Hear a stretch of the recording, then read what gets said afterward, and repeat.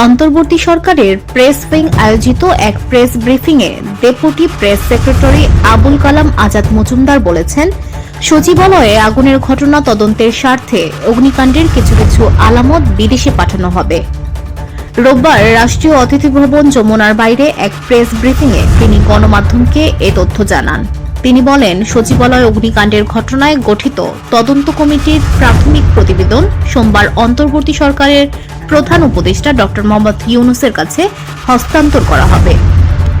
অগ্নিকাণ্ডের তদন্তের বিষয়ে আবুল কালাম আজাদ মজুমদার বলেন, প্রশাসনের প্রাণকেন্দ্র বাংলাদেশ সচিবালয়ে আগুনের তদন্ত চলমান থাকায় মানুষের চলাচল সীমিত করা হয়েছে। আলামত যেন নষ্ট না হয়, ক্রাইম সিন রক্ষায় এমন সিদ্ধান্ত নেওয়া হয়েছে। তিনি আরো বলেন, ওখানে সর্বোচ্চ গুরুত্ব দিয়ে সরকার তদন্ত চালাচ্ছে। এর আগে শনিবার ফেসবুকে মোহাম্মদ আবুল কালাম আজাদ মজুমদার এক পোস্টে লেখেন, সচিবালয়কে দালালদের হাটবাজার বানিয়ে ফেলা হয়েছিল।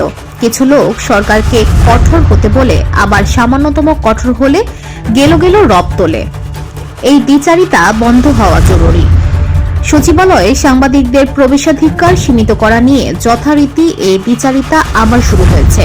প্রবেশাধিকার সীমিত করার এই সিদ্ধান্তটি খুবই সাময়িক। তিনি লেখেন, একটা বিষয় এখানে পরিষ্কার করা দরকার, কোন সাংবাদিকের অ্যাক্রেডিটেশন কার্ড এই সিদ্ধান্তের মধ্য দিয়ে বাতিল করা হয়নি। কেবল সচিবালয়ের ক্ষেত্রে এর ব্যবহার সীমিত করা হয়েছে, তাও খুবই অল্প সময়ের জন্য। প্রয়োজনীয় ক্ষেত্রে অস্থায়ী পাস ইস্যু করা হবে। সরকার সিদ্ধান্ত নিয়েছে শীঘ্রই বিদ্যমান সব প্রেস অ্যাক্রেডিটেশন কার্ডই পর্যালোচনা করা হবে এবং নতুন অ্যাক্রেডিটেশন কার্ড ইস্যু করার জন্য সমস্ত স্থানীয় ও আন্তর্জাতিক সংবাদ মাধ্যমের কাছে আবেদন চাওয়া হবে। VOD Bangla news desk.